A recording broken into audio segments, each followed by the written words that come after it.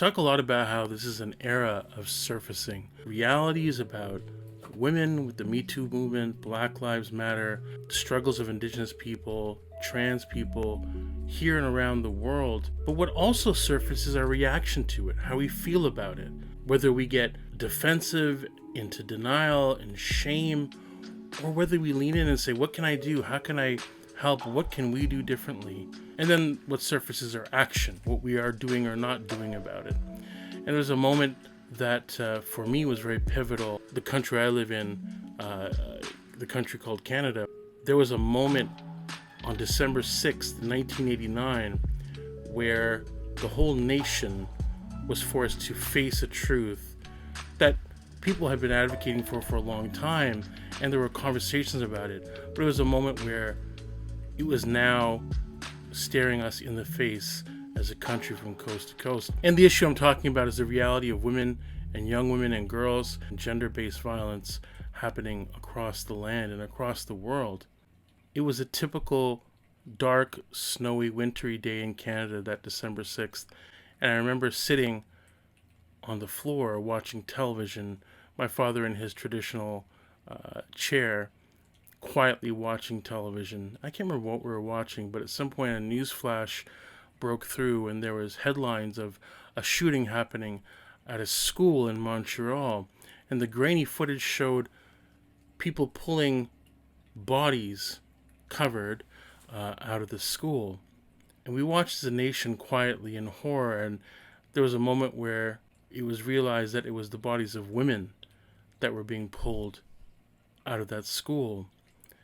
I remember turning to my father and saying, why are they killing women? And the answer was silence. And my father's response was silence. He wasn't a man of very many words. He spoke with his fists. Growing up in my household, I was a witness to violence against my mother at the hands of my father at an early age. And it stopped around the age of 7. But there was still that lingering in the air around any issue, especially when it came to violence against women. And because my father knew that I was a witness to it and aware of it, we had a very difficult relationship. It was not really much of a relationship. We didn't speak very much. And I think of the silence for us as men when it comes to these issues. It was a snowy day in Montreal as well that night. It was the last day of school before winter break. In an engineering school in Montreal, a man walked through the doors, a man who couldn't get into the program, and he blamed women. Women at that point were 20% of the enrollment in engineering programs. It's still roughly the same. But that day he walked into that school trying to solve that issue with a shotgun. He walked into a classroom. He shot the shotgun in the air. He told the men and women to get up and then told the men to leave, leaving 9 women in the room. He told them, it's your fault I'm not in this program. It's because of you feminists. One of the women said that basically we're just engineering students.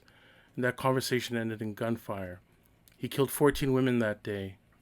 That day is known as the Montreal Massacre, but it is officially known as the National Day of Remembrance and Action to End Violence Against Women. And it was a day where hard conversations surfaced. It was a moment for us as a nation to look at ourselves and listen to the conversation that has been happening, that people were trying to have with us as a community, talking about the reality of women and girls here and across the world. Reality for missing and murdered Indigenous women, girls, Two-Spirit, Black women, women of color, trans women. A conversation that we need to come to the table and have. Not a conversation of us against them. A conversation that, yes, men need to take accountability and responsibility around the hard truth, the realities that women are enduring, that girls are enduring at our hand. People who have had their lives erased or their voices devalued, pushed away out of fields and careers, living a life less than because they're seen as less than. It was a hard truth that the nation was forced to face, and we're still trying to have these conversations decades later, The conversation looks different, but it's still very much the same, even though now we're talking about things like the online community as well as in-person everyday interactions.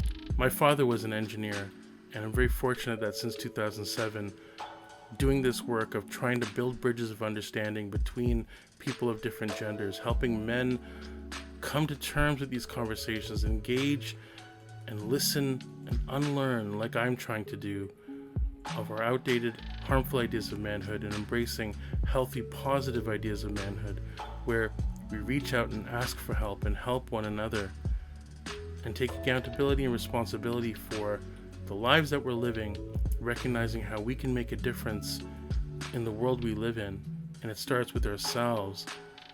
Been very fortunate to speak to many engineering students, and there is definitely a shame and a darkness over this conversation that falls on engineering schools and students thinking about this reality. And for some of them, they're tired of feeling blamed and shamed for it. But a number of them also recognize that this is a conversation where they can step up and say, we can make a difference. The struggles that we face as men are tied to the hardships and oppression that women and gender diverse people are struggling with. It's not about who has it worse, it's about how we can come together to make a difference. And as men, December 6th is a day for us to listen, to learn, to unlearn, and to re-up, to recommit, or begin a journey where we want to be part of a solution of violence. From 2007 to 2011, I did a lot of work at X University, what we used to call Ryerson University.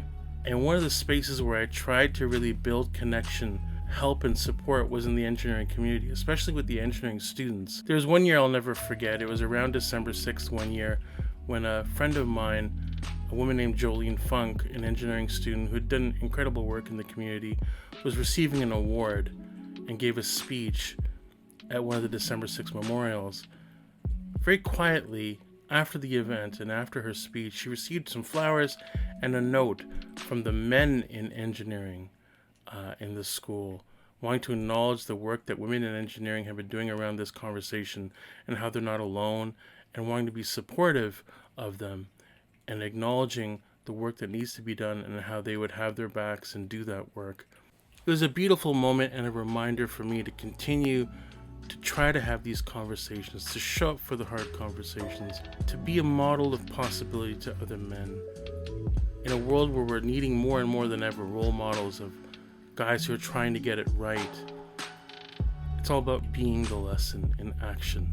And part of that is learning. And I encourage men and young men on December 6th to take time to think about how we can do more. We can listen, we can learn and unlearn, we can be a part of change. We can come together and do our part to help end gender-based violence and violence against women and gender-diverse people.